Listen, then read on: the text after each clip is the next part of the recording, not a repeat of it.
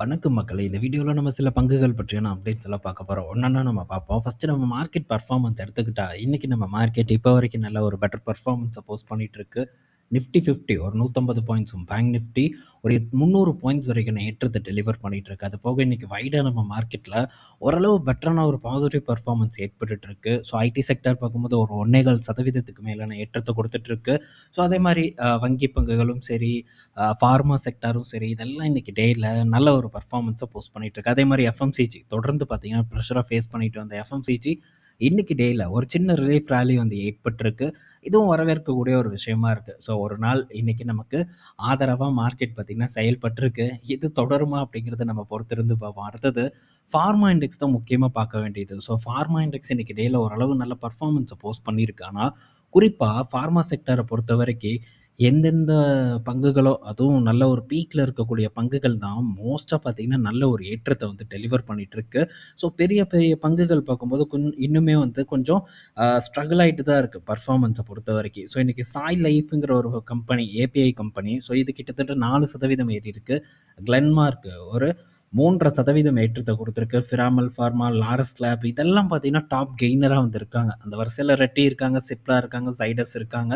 But இவங்க பெர்ஃபார்மன்ஸை காட்டிலும் முன்ன சொன்ன கம்பெனிஸ் ஆல்ரெடி நல்ல ஏற்றத்தை கொடுத்த பங்குகள் இன்னும் பார்த்தீங்கன்னா பெட்டர் பர்ஃபார்மன்ஸை வந்து போஸ்ட் பண்ணிட்டு இருக்கு. ஸோ ரொம்பவே கவனமாக இருக்க வேண்டிய ஒரு இடம் ஃபார்மா செக்டரை நான் தொடர்ந்து சொல்லிட்டு இருக்கேன். ஸோ கவனமாக இருக்கணும். அங்கங்கே இருக்கக்கூடிய நல்ல வாய்ப்புகளை மட்டும்தான் நம்ம பயன்படுத்த ட்ரை பண்ணணும். அண்ட் அந்த வாய்ப்புகளுக்கு பின்னாடி ஸோ வெல் ரிசர்ச்சுடும் இருக்கணும் அப்படின்னு நான் நினைக்கிறேன். நல்லா வந்து ஆய்வு செஞ்சு அதுக்கப்புறமா அந்த நிறுவனங்களை தேர்ந்தெடுக்கிறது தான் நம்ம ப்ரிஃபர் பண்ணணுங்கிறத இந்த இடத்துல நான் அழுத்தம் திருத்தமாக சொல்லிக்கிறேன். ஸோ ஜஸ்ட் வந்து நேமை கேட்டு ஸோ ரொம்ப ஹைப் ஆகி நம்ம பாட்டுக்கு வாங்கிடக்கூடாது. இந்த நேரத்தில் நம்ம கவனமாக இருக்க வேண்டிய ஒரு செக்டாராக ஃபார்மா செக்டார் இருக்குது அப்படின்னு நம்ம எடுத்துக்கலாம். அது போக இன்னைக்கு இறக்கத்தை சந்தித்த ஃபார்மா பங்குகளும் நிறையாவே வந்து இருக்குது. பட் நல்ல ஏற்றத்தை கொடுத்த பங்குகள் ஆல்ரெடி நல்ல ஒரு பீக்கில் இருக்கக்கூடிய பங்குகளாக இருக்குது அப்படிங்கிறத நம்ம தெரிஞ்சுக்கலாம். ஸோ இன்னைக்கு ஸ்டெராய்ட் ஃபார்மா பார்த்திங்கன்னா அருமையான ஒரு ஏற்றத்தை வந்து போஸ்ட் பண்ணிட்டு இருக்கு. இதுக்கும் ஸோ இந்த இடத்துல வந்து அப்சர்வேஷன் கொடுத்துருக்காங்க. ஸோ அப்படியெல்லாம் கொடுத்தும் கூட எஃப்டிஏ நடத்தின ஆய்வில் சில அப்சர்வேஷன் வந்திருக்கு. வந்தும் கூட இந்த நிறுவனம் ஒரு நல்ல பர்ஃபார்மன்ஸ் தான் இன்னைக்கு டேல வந்து போஸ்ட் பண்ணிட்டு இருக்கு. ஸோ பெட்டரான ஒரு ஏற்றம் இப்போ கரண்ட்டாக ஒரு 3.25% வரைக்கான ஏற்றத்தை இது டெலிவர் பண்ணிட்டு இருக்கு. ஸோ நெக்ஸ்ட் பார்த்தீங்கன்னா எல்ஐசி கிட்ட இருந்த அப்டேட்டு. ஸோ எல்ஐசி பார்த்தீங்கன்னா ஹெச்டிஎஃப்சி பேங்க்ல அவங்களுடைய ஸ்டேக்கை ரைஸ் பண்ணுறதுக்கான அப்ரூவல் வந்து கிடச்சிருக்கிறதா ஒரு தகவல் வந்திருக்கு. 4.11%லேருந்து 9.9% வரைக்கும் அவங்களுடைய பங்குகளை உயர்த்த போகிறதா சொல்லியிருக்காங்க. ஒரே முட்டை உயர்த்த முடியாது. தொடர்ந்து பார்த்தீங்கன்னா எஸ்டிஎஃப்சி பேங்க்கில் எல்ஐசி அவங்களுடைய ஷேர் ஹோல்டிங்கை கொஞ்சம் கொஞ்சமாக வந்து ஏற்றிட்டே வரப்போகிறாங்க அப்படிங்கிறது நமக்கு இதன் மூலிமா கிளியராக தெரியுது. ஸோ எல்ஐசி ஹெச்டிஎஃப்சி பேங்க்கில் பார்ட்டிசிபேட் பண்ணுறது ஒரு நல்ல விஷயம். ஏன்னா ஒரு பக்கம் எஃப்ஐஎஸ் வந்து கணிசமாக வித்துட்டு போயிட்டு இருக்காங்க. அதை பேலன்ஸ் பண்ணுறதுக்கு ஸோ டொமஸ்டிக் இன்ஸ்டிடியூஷன் பார்த்திங்கன்னா பாடுபட்டுட்டு இருக்காங்க. ஸோ இவங்களுக்கு இதே வேலை கிடையாது. ஸோ எஃப்ஐஎஸ் விற்கிறதெல்லாம் நம்ம வாங்கி பிடிச்சி தாங்கி நிறுத்தணும் அப்படிங்கிறது மட்டுமே நம்ம டிஐஎஸோட வேலை இல்லை. அதை நம்ம புரிஞ்சுக்கணும். ஸோ எந்த இடத்துல ஒரு மதிப்பு கிடைக்குதோ அந்த இடத்துல முதலீடு பண்ணுறது தவறு இல்லை. ஸோ அந்த இடத்துல முதலீடு பண்ணணும். எல்ஐசியோட இதுக்கு முன்னாடி இன்வெஸ்ட்மெண்ட் ஜேர்னியை நம்ம பார்த்துருக்கோம். ஸோ எப்பெல்லாம் அவங்க ப்ராஃபிட் புக் பண்ணுறாங்க, எப்பெல்லாம் பங்குகளை வாங்குறாங்க, அண்ட் எப்பேற்பட்ட லாபத்தில் அவங்க விற்கிறாங்கங்கிறத பற்றியெல்லாம் நம்ம இதுக்கு முன்னாடி பல வீடியோஸில் டிஸ்கஸ் பண்ணியிருக்கோம். ஸோ இதெல்லாம் சரியான ஒரு வழிமுறை தான், அதில் மாற்று கருத்து இல்லை. ஸோ முதல் நிறுவனம், முக்கியமான நிறுவனம் இப்போ பெரும் சரிவை சந்திச்சுட்டு வந்துட்டு இருக்கு. இது என்னை பொறுத்த வரைக்கும் சான்ஸ் தான். பட் சில பேருக்கு மாற்று கருத்து இருக்கலாம். ஸோ டீப்பாக வந்து ரிசர்ச் பண்ணி ஒரு நல்ல முடிவை நீங்கள் எடுத்துக்கோங்க. அடுத்தது இந்த பிஎஃப்சி, அடுத்தது ஆர்இசி போன்ற நிறுவனங்கள் பார்த்தீங்கன்னா இன்னைக்கு டேல இறக்கத்தை சந்திச்சிருக்கு. ஸோ இது வெறும் இன்னைக்கு டேல மட்டும் ஒரு இறங்கிட்டு இருக்கிறது இல்லை. தொடர்ந்து பார்த்தீங்கன்னா கொஞ்சம் ப்ரெஷர் இந்த இடத்துல ஓடிட்டு இருக்கு. ஸோ இப்போ மார்கன் ஸ்டான்லி பார்த்தீங்கன்னா இதை டவுன்கிரேட் பண்ணியிருக்காங்க. என்னப்பா ரீசன் அப்படின்னு பார்த்தா, ஸோ இப்போது நம்ம நாட்டில் பவர் இன்ஃப்ரா பார்த்தீங்கன்னா கொஞ்சம் நல்லா பூம் ஆக போகுது. ஸோ அதில் பெரிய அளவுக்கான முதலீடு குவிய போகுது அப்படிங்கிறத பற்றி நம்ம தொடர்ந்து பேசிகிட்டே தான் இருக்கோம். ஸோ அப்படி நடக்கும்போது இந்த நிறுவனங்கள் கண்டிப்பாக அதில் பெரிய அளவுக்கான பயன் பெறும். ஸோ பெருசாக கடன் கொடுப்பாங்க.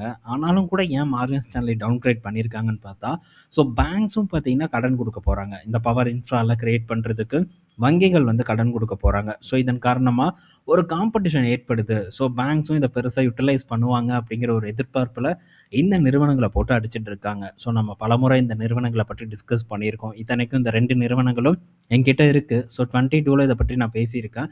இருந்தாலும் ஸோ இப்போ இதை அவாய்ட் பண்ணுறதுக்கான ரீசன் ரீசன் என்ன அப்படின்னு நம்ம பார்க்கும்போது ஆல்ரெடி ஏறிருச்சு. ஸோ இந்த நிறுவனங்கள பொறுத்தவரைக்கும் இதுதான். ஒரு நல்ல ஒரு அப்சைட்ல இருக்கும்போது, ஸோ இந்த மாரியான விஷயங்கள் எல்லாம் நடக்கும். இதெல்லாம் நம்ம சிக்காம இருக்கணும்னா, ஸோ இந்த மாரியான இடத்துல நம்ம பார்ட்டிசிபேட் பண்ணாம இருப்பது தான் நம்மள பொறுத்தவரைக்கும், நம்ம பணத்த பொறுத்தவரைக்கும் நல்லது. படுத்தானா படுத்தது தான். திரும்பி எந்திரிக்க மாட்டான். ஸோ திரும்ப என்னைக்கு போர் வருதோ அன்னைக்கு தான் இவன் எந்திரிப்பான். அதுவரைக்கும் பார்த்தீங்கன்னா, படுத்து தூங்கிட்டே கிடப்பான். அதனால ரொம்ப கேர்ஃபுல்லா இருங்க இந்த பிஎஃப்சி, ஆர்இசி எல்லாம். So book value, stock PE, அந்த வேல்யூ, இந்த வேல்யூ அப்படின்ட்டுலாம் நம்ம முதலீடு பண்ணோம்னா, கண்டிப்பா வந்து ரொம்ப நாட்களுக்கு காத்திருக்கக்கூடிய ஒரு சூழ்நிலை ஏற்படும். ஸோ பாட்டம்ல வாங்கி காத்திருக்கிறது வேற, பீக்ல வாங்கி காத்துட்டு இருக்கிறதுங்கிறது வேற. 2க்கும் டிஃபரெண்ட் இருக்கு. அந்த 2 டிஃபரன்ஸையும் நம்ம கண்டிப்பா புரிஞ்சுட்டு, நம்ம வந்து சரியான இடத்துல முதலீடு பண்ண ட்ரை பண்ணணும். ஸோ வேல்யூவேஷன் நல்லா இருக்கு. இருந்தாலும் இந்த வேல்யூவேஷன்ங்கிறது இன்னைக்கு இருக்கக்கூடியதுக்கான ஒரு மதிப்பீடு. நாளைக்கு இருக்கக்கூடியதுக்கான மதிப்பீடு மாறுபடும். ஸோ இத நம்ம பலமுறை வந்து டிஸ்கஸ் பண்ணியிருக்கோம். பல நிறுவனங்கள்ல Tata chemical, so Spandana and Tata Motors, இந்த மாரி பல நிறுவனங்கள் பற்றி நம்ம பேசியிருக்கோம். மதிப்பீடுல இருக்கக்கூடிய மாற்றங்கள பத்தி பேசியிருக்கோம். இண்டஸ்இண்ட் பேங்க்க நம்ம எடுத்துக்கலாம். ஸோ ரொம்ப வந்து நம்ம ஜாக்கிரதையா சரியான இடத்துல முதலீடு பண்ண ட்ரை பண்ணணும்.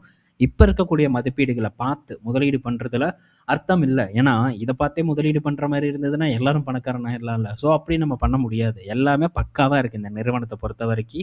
ஆனா, இதெல்லாம் பார்த்து நம்ம முதலீடு பண்ணக்கூடாதுங்கிறது என்னுடைய வாதம். ஓகே. ஸோ அடுத்தது பார்த்தீங்கன்னா, கல்யாண் ஜுவல்லர்ஸ் கிட்ட இருந்து ஒரு அப்டேட்டு. ஸோ கல்யாண் ஜுவல்லர்ஸ் பார்த்தீங்கன்னா, அவங்களுடைய நான் கோல்டு மெட்டல் லோன பார்த்தீங்கன்னா குறைச்சிருக்காங்க. ஸோ இது முக்கியமான ஒரு விஷயம். ஸோ சில ரியல் எஸ்டேட் பத்திரங்களையும் வந்து மீட்டு எடுத்திருக்கிறதா ஒரு தகவல் வந்து கிடைச்சிருக்கு. ஸோ கடன கம்மி பண்ணிட்டு வந்துட்டு இருக்காங்க இந்த கல்யாண் ஜுவல்லர்ஸ். இது ஒரு பெரிய பாசிட்டிவான ஒரு நியூஸா வந்து பார்க்கப்படுது. ஆனா, இந்த நிறுவனம் இப்போ நல்ல ஒரு திட்டத்தையும் கையில வச்சிருக்காங்க. இந்த FY 27ல மட்டும் ஒரு 150 கடைகள வந்து ஓப்பன் பண்ண போறதா ஒரு அப்டேட் வந்து குடுத்துருக்காங்க. ஸோ நல்ல விஷயம். இது நம்ம கண்டிப்பா வரவேற்கக்கூடிய விஷயம் தான். அதுக்காக இந்த நிறுவனத்த நம்ம பீக்ல வாங்கக்கூடாது. இதுக்கும் அதே ஒரு ஸ்டோரி தான். ஸோ நான் இதில எக்ஸிட் ஆனேன். பட் இதுக்கப்புறம் அது ஏறுனாலும் ஏறலாம் தெரியாது. ஆனா இந்த இடத்துல கோல்டு பிசினஸ் இதுக்கப்புறம் இன்னும் இதே மாரியான ஒரு வளர்ச்சிய குடுக்குமா அப்படிங்கிறது டவுட்டு தான். ஸோ இதுக்கு முன்னாடி நல்ல இன்வென்டரி கெயின் இதெல்லாம் கிடைச்சது. அதனால நல்ல ஏற்றம் நடந்தது. ஸோ இப்ப இருக்கக்கூடிய மதிப்பீட வரக்கூடிய காலங்கள்ல இவங்களால தக்க வைக்க முடியுமான்னு கேட்டா, அது ரொம்ப டவுட்டான விஷயம் தான். இதே மார்ஜின் கிடைக்காது. அண்ட் இதே அளவுக்கான ஒரு ப்ராஃபிட் வந்து கிடைப்பதற்கான வாய்ப்பு ரொம்ப கம்மி. வால்யூம் இருக்கும், ரெவென்யூ கூடியிருக்கும். ஆனா, ப்ராஃபிட் வந்து கம்மியா தான் இருக்கும். முன்ன பண்ணத விட, இப்ப இனிமேல் வரக்கூடிய காலங்கள்ல பண்றது ரொம்ப கம்மியா இருக்கும். அத நம்ம அண்டர்ஸ்டாண்ட் பண்ணிக்கணும். ஆல்ரெடி மதிப்பீடும் ரொம்ப அதிகமா இருக்கு. வெறும் சிங்கிள் டிஜிட் பிஇல இருந்தா கூட பரவால்ல. இதெல்லாம் கொஞ்சம் ஹை டபுள் டிஜிட் பிஇல ட்ரேட் ஆயிட்டு இருக்கு. அதனால இது பக்கம் நம்ம இப்போதைக்கு கவனம் செலுத்தாம இருப்பது நல்லது. ஸோ செக் பண்ணி பாருங்க. ஓகே.